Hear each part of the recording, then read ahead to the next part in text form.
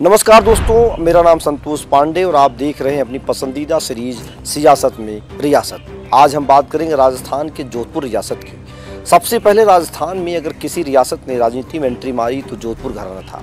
जोधपुर के महाराजा हनुमंत सिंह ने एक पार्टी बनाई और 1992 के चुनाव में चुनाव लड़ गए। उन्होंने उस दौरान राजस्थान के तत्कालीन मुख्यमंत्री जयनारायण व्यास को चुनाव में हरा दिया। हालांकि रिजल्ट आने से पहले ही उनकी मौत हो गई। वो कहानी हम आपको आगे बताएंगे, लेकिन ये भी बताएंगे किस तरीके से महाराजा हनुमंत सिंह राठौर के पुत्र गज सिंह और उनकी बेटी चंद्रेश कटोच और उनकी पत्नी कृष्णा महारानी किस तरीके से राजनीति में बनी रही और लंबे समय तक इन्होंने कांग्रेस और बीजेपी से राजनीति करती रही। आइए आपको विस्तार से बताता हूँ किस तरीके से महाराज हनुमंत सिंह राठौर राजनीति में एंट्री मारे थे।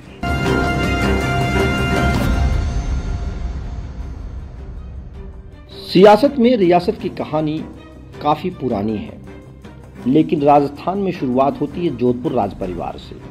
जानकारी के अनुसार महाराजा हनुमंत सिंह राठौर ने खुद 1952 में अखिल भारतीय राम राज्य परिषद का गठन किया। इतना ही नहीं, वो चुनाव में भी उतर गए। चुनाव में जरूर उतरे, लेकिन उन्होंने अपने साथियों को भी राजनीति में आने के लिए प्रोत्साहित किया।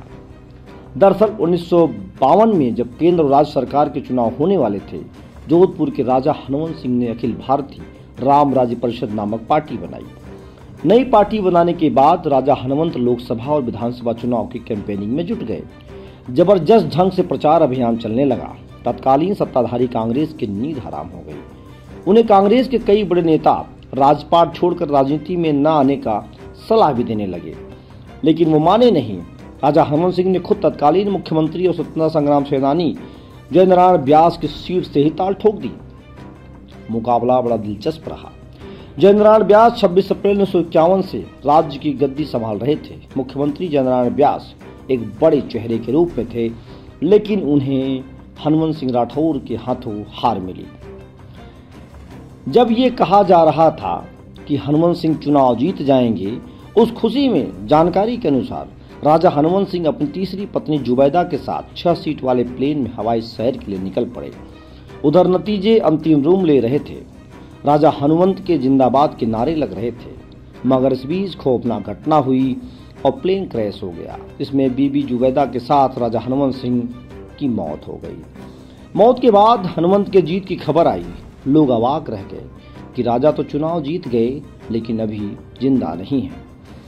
वह इस पद पर 3 मार्च 1952 तक मुख्यमंत्री रहे। जयनारायण व्यास को चुनाव हरा चुके थे। उसके बाद उनके पुत्र गज सिंह उसी वर्ष गद्दी पर बैठे। इन्होंने राजनीति में कदम रखा। 90 से 92 के बीच राज्यसभा सदस्य रहे। गज सिंह की बड़ी बहन चंद्रेश कुमारी कटोच भी कांग्रेस पार्टी की नेता रही, सांसद रही और केंद्रीय मंत्री रह चुकी हैं। महाराजा हनुमंत सिंह का निधन के बाद उनकी पहली पत्नी कृष्णा कुमारी ने विरासत संभाली। इंदिरा गांधी सरकार की ओर से रियासतों के विशेषाधिकार के खात्मे के बाद देश भर के राजे रजवाड़े से विरोध की आवाज उठी थी। मुखर होकर विरोध करने वालों में महारानी कृष्णा कुमारी भी थी। उन्होंने कांग्रेस के खिलाफ जोधपुर से चुनाव लड़ा और जीत गई। अब ये एक कहानी जो बताई जाती है जोधपुर राजघराने की है।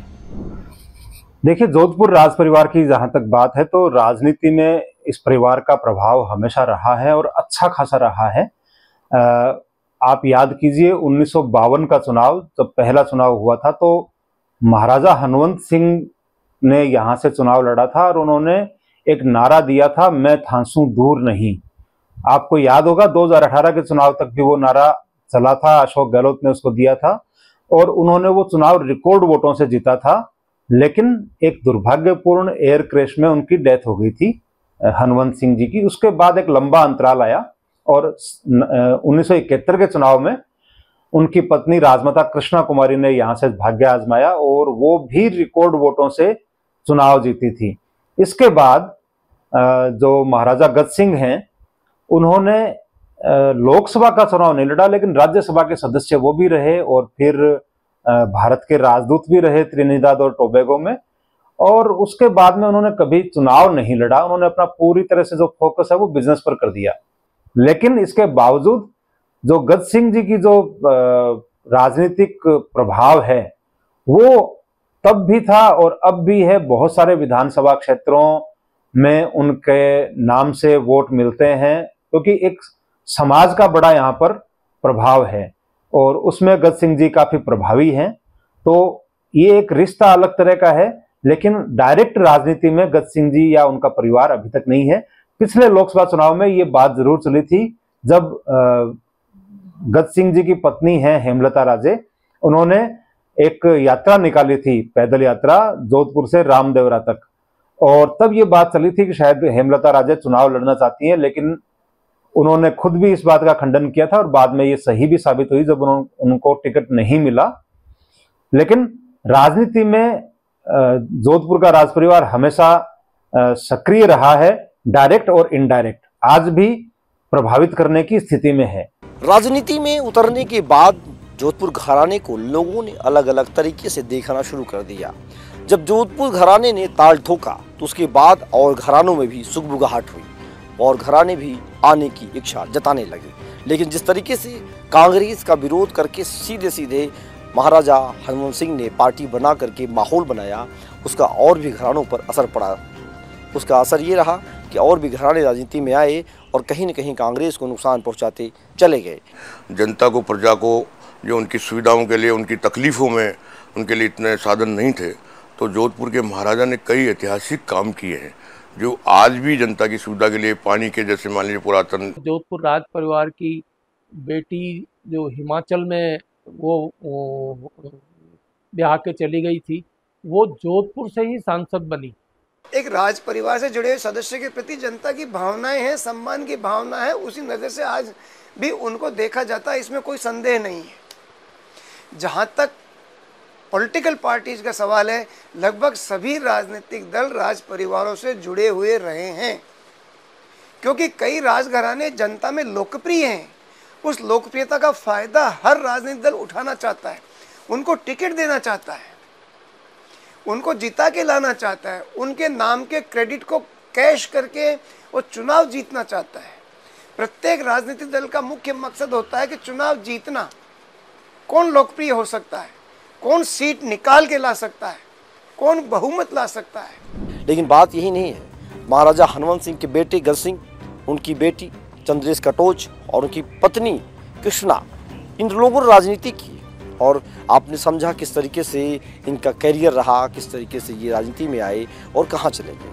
आइए हम सुनाते हैं आपको उन लोगों से जो रिसर्च स्कॉलर हैं राजस्थान विश्वविद्यालय में, वो क्या समझते हैं जोधपुर घराने को लेकर के, किस तरीके की राजनीति रही जोधपुर घराने की, इनसे भी समझने की बहुत आवश्यकता है। पार्टियां इनकी वैल्यू इनके फैन फॉलोइंग पे करती है कि कौन सा राजघराना कितने वोट रखता है और जनता में उसकी छवि कैसी है, उसके आधार पर उनकी पार्टियां वैल्यू करती है। पार्टियां केवल अपना लाभ देखती हैं कि किस राजघराने को लेने से अपना क्या लाभ होगा, उसी कैंडिडेट को लेते हैं। एक्चुअल में देखा जाए तो वैसे राजघरानों के हिसाब से वैल्यू नहीं होनी चाहिए, कि वहाँ पे देखना चाहिए कि कैंडिडेट कौन सा है, कौन सा कैंडिडेट एलिजिबल है। अगर एजुकेटेड है, वेल एजुकेटेड, तो राजघराने ना देखते हुए उसकी एजुकेशनल क्वालिफिकेशंस और उसका ग्राउंड वर्क देख के वोट देना चाहिए। वंशावलीय जो भी एक सिस्टम तो चला ही आ रहा है ना, लोग कहीं ना कहीं प्रभावित होते ही, बाय डिफ़ॉल्ट प्रभावित होते हैं। किसी चीज़ को, अगर कोई चीज़ हमारे सामने बहुत ज़्यादा प्रैक्टिस की जा रही है तो बाय डिफ़ॉल्ट हम कहीं ना कहीं उसके टच में आते हैं और उसका प्रभाव हमारे ऊपर पड़ता है, नो डाउट। राजशाही में जनता शासक या सम्राट से मिल नहीं पाती थी। आज अच्छी बात ये रही कि जनता इनसे चाहे जिस रूप में भी मिल पा रही है, इंटरेक्ट कर पा रही है, और इनको जनता से मिलना पड़ रहा है, वो चाहे वोट के लिए है, चाहे बाद की जो बजट की भावनाएं जो है, या बजट के लिए ये लोग जो सूचनाएं जनता से मांगते हैं कि हम किस प्रकार से ट्रांसफॉर्म करें, तो जनता का एक कहीं ना कहीं दबाव रहता है जो राजशाही में नहीं देखा जा सकता था। ये कहानी जोधपुर राजघराने की है। जब रियासतें ख़त्म हुई तो सियासत में कैसे एंट्री हुई, और आपने सुना, समझा, देखा किस तरीके से जोधपुर घराने ने राजनीति की। हालांकि अभी जोधपुर घराने की राजनीति उतनी कमज़ोर हो चुकी है, उसकी चर्चा नहीं होती, लेकिन इसी तरीके की सीरीज में अलग अलग राजघरानों की कहानी हम आपको सुनाने का बीड़ा उठा चुके हैं और ले आएंगे, समझाएंगे, सुनाएंगे, दिखाएंगे और लोग क्या कहते हैं इस पर भी जानने की कोशिश करेंगे कि राजघरानों ने किस तरीके से रियासतों ने सियासत में एंट्री मारी और पकड़ मजबूत करते चले गए। तो आज कहानी बस जोधपुर की, अगली कड़ी में कोई और घराना होगा। करते रहिए इंतज़ार, देखते रहिए सियासत में रियासत। धन्यवाद। जय हिंद, जय भारत।